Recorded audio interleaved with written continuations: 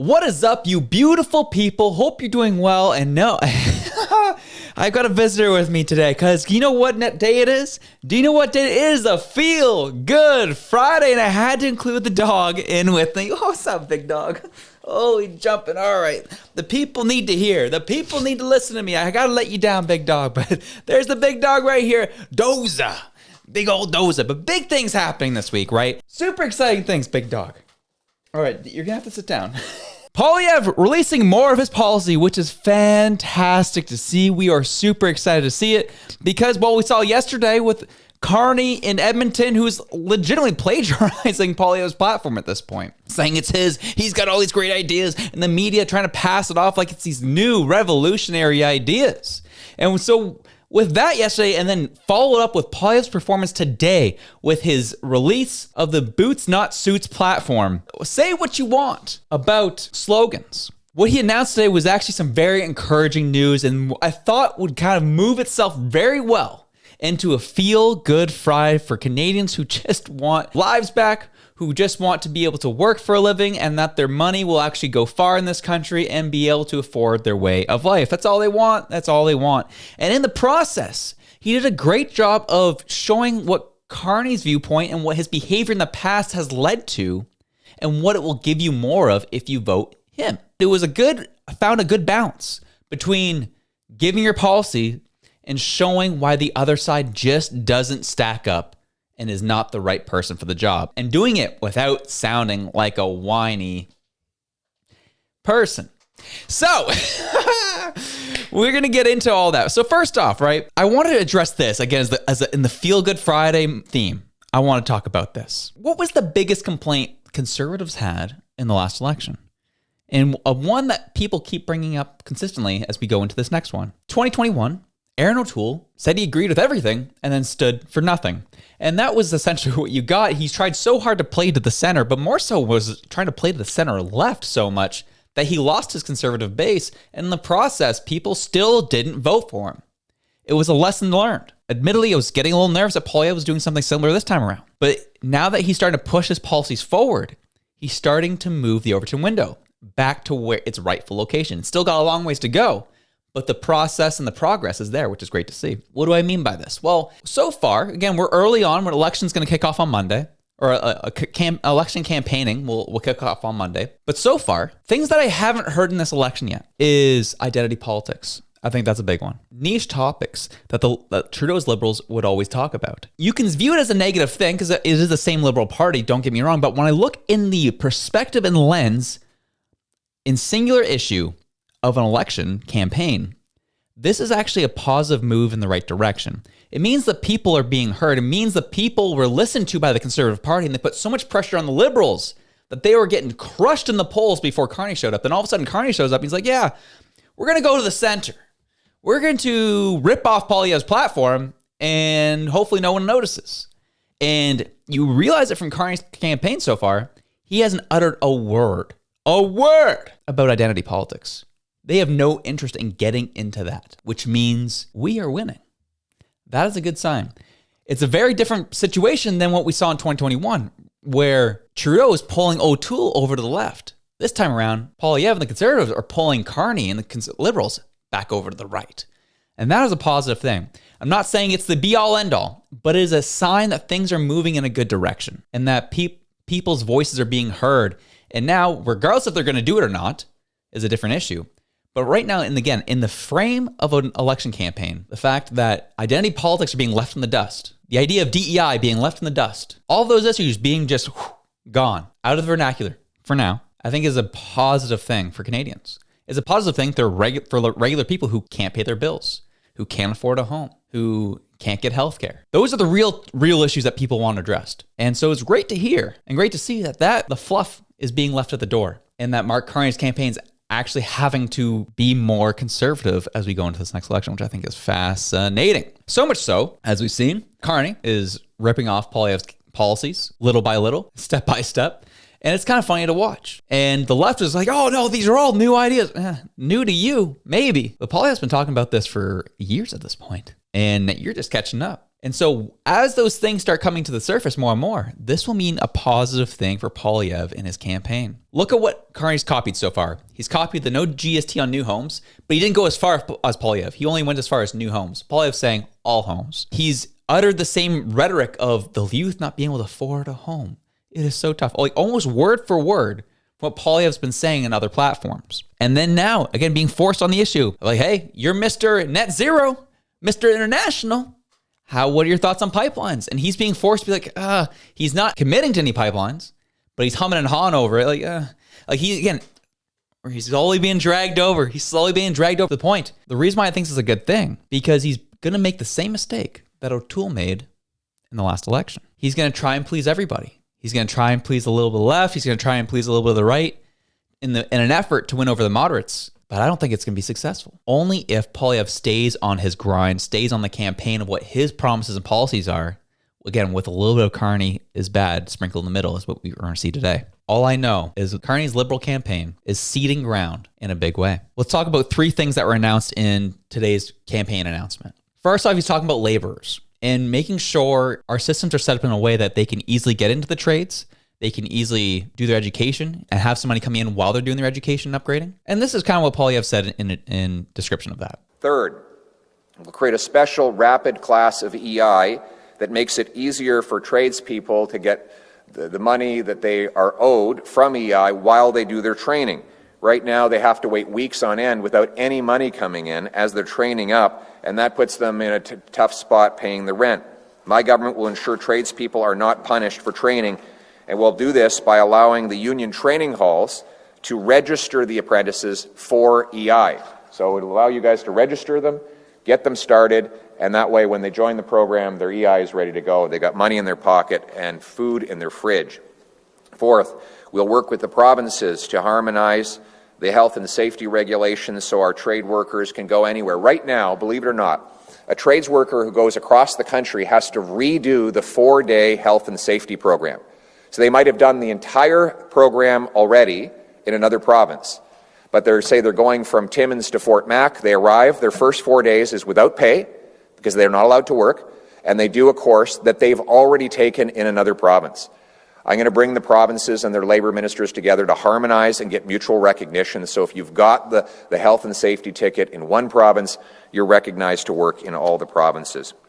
This is common sense. And we're going to pay for all this by cutting bureaucracy, consultants, foreign aid, and waste. Like I said, more boots, less suits. The idea of coming out and saying we're going to be cutting foreign aid, we're going to be cutting bureaucracy, we're going to be cutting consultants, we're going to be cutting the bloat is a big win and something conservatives have been wanting to hear and the conservative base has been wanting to hear. And honestly, the regular person wants to hear that too. They want to hear how government is going to be cut, how money is going to be saved, and how their tax dollars are going to be best utilized to help build this country. That's what they want to hear. And that, I think, was a great messaging on Poilievre's part here. They've been accused of being afraid and kind of like wishy-washy around the foreign aid issue because they don't want to be too close to Trump. Great to hear him come out today and say, no. Foreign aid is getting cut so that we can pay for these programs to help our workers get into the field and start building our country. This was a big win for Poilievre today. And we'll see how the media spins it and what the left does in response. Or if Mark Carney's like, me too. Which we know he won't say because he's committed to saying he's not going to make any cuts, but somehow it's going to make things better for Canada. Very similar campaign to, Trudeau in 2015. I don't know. We'll see. But the second point of this talk today was he addressed some emissions. He addressed green energy. And the position he's taking on this is actually a good position to take because most Canadians, they do care about our planet. They do care about the environment to a degree. They don't care about it as much as Stephen Guilbeault and his crazy radical ideas. And Poilievre is doing a good job of kind of hitting the mainstream with emissions conversations without sounding crazy, but without sounding like he doesn't care about it at all. And this is a good balance he's striking. And he explains his stance here and explains what the liberal side of things is also not going to work with their plans. Well, on the issue of the environment and climate change, there's a big difference between the Carney-Trudeau Liberals and I. They have driven $500 billion of investment out of our country with heavy taxes and by blocking resource projects in this country. That drives up pollution in other countries because other industries abroad are more polluting. I'll give you the example of aluminum. In Canada, to make 1 ton of aluminum, you have 2 tons of greenhouse gases emitted. In China, 1 ton of aluminum means emitting 12 tons of greenhouse gases. By taxing our energy, our aluminum makers, we drive the production to China, where the emissions will be much higher. The atmosphere doesn't care where the emissions happen. It's the same from a chemical point of view. And so what I'm saying is let's bring down global emissions by bringing production back. Get rid of the industrial carbon tax and bring in a tax reward for businesses that produce steel, aluminum, cement, fertilizer, and other commodities below the global emissions average. So it's a global problem with a local solution. And that solution is to bring home our production and paychecks by repealing liberal taxes, liberal anti-development laws, and opening up our economy to the world so that we can bring down. I really liked how you broke this down. He did a good job of starting on the base layer, then building up to a more higher level conversation around emissions and issues, and then bringing it back down to the base layer of why it matters to Canadians. Again, it was a fantastic breakdown, and I really, it was a talk today, and it was a breakdown of his policies today that was starting to give me hope again. I was getting excited to hear these ideas and how we can have a positive impact on the planet while still bringing home money and bringing home manufacturing here to Canada. That is exciting. And you can say what you want about the environment and climate change, yada, yada, yada. Screw that. I don't really care. What I mean, and I don't really care about the conversation. What I mean is I care about taking care of the environment. I care about us not pillaging what we have here in Canada. I care about responsible manufacturing, responsible production, responsible resource management. I really care about those things because I legitimately do care about our greenery and what we have here. And I think this is a great way to break down the moderate left and help them see like, oh, this guy doesn't just want to go to big business and have them just completely ravage our country for minerals and then just leave and we get nothing for it except for a big devastation to our environment. This is positive messaging. It will resonate with a lot of people. It will resonate with the moderate left. Then as he brings it back to manufacturing and bringing in home jobs, it also resonates with the conservative base. So this policy in particular does a good job of kind of branching out and grabbing more people who would actually find this positive. But last, Poilievre takes questions to end it off. And a reporter asks a question about the Century Initiative, which is a pretty, I would say, a radical policy view of trying to bring Canada to 100 million people by 2100. And we've seen what mass immigration has done to our country and has done to our society, our healthcare, just essentially our infrastructure here, what has happened when it's not been managed properly. And this question was brought up because Mark Carney appointed a man named Mark Wiseman, who is a huge proponent of the Century Initiative, worked for BlackRock, and is a part of Carney's consulting team. And Poilievre was asked about this appointment, and this was his address and answer to that. Earlier this week, Mark Carney added Mark Wiseman to his list of advisors on Canada-U.S. relations. Mm-hmm. Mark Wiseman was the co-founder of the Century Initiative, a lobby group that wants to bring Canada's population to 100 million people by 2100. Can I get your reaction to that? And what do you think, how do you feel about the idea of rapidly expanding Canada's population to reach 100 million by the end of the century? Well, it shows that the Liberals would be no different in a fourth term than they were in the first three. The Liberals destroyed our immigration system in their first three terms in power. They followed a radical globalist ideology of massive, uncontrolled population growth that put strain on our housing market, our healthcare, and our job market. Now, corporate elites like Mr. Wiseman and Mr. Carney loved it because it drives wages down. It takes jobs away from our workers in numbers that we can't replace by growth in the job market. But it's terrible for our working class. And by bringing on Mr. Wiseman, it shows that Mark Carney supports the Liberal Century Initiative to nearly triple our population to 100 million people. We voted against the Century Initiative in the House of Commons, and the Liberals voted for the Century Initiative unanimously. That is the radical Liberal agenda on immigration.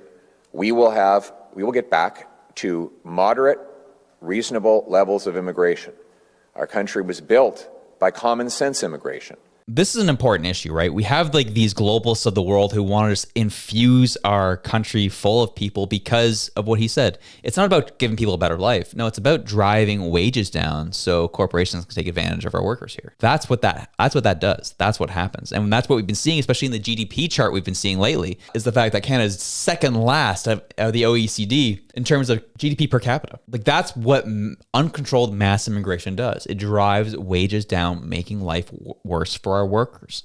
And again, a thing I appreciate about Poilievre talking about here is, yeah, we can talk about the globalists and we can talk about the high level issues and how they're trying to take advantage of what is currently going on here in Canada. But the thing I like about Poilievre does here is he takes a high level idea and brings it back down to the grassroots. He says, yeah, that policy initiative and ideology is actually very radical and not helpful for us at all. All it will do is it brings in more people and drives down wages because more people are competing for less jobs. A race to the bottom in terms of wages. Not helpful for Canadians, not helpful for manufacturing, not helpful for our blue collar workers. So we will not be doing that. We'll be going back to a moderate level of immigration that actually takes care of our people first before we bring in new people, which I think is the proper way to go about it. A quick ending off about the Century Initiative, right? This is Mark Wiseman here.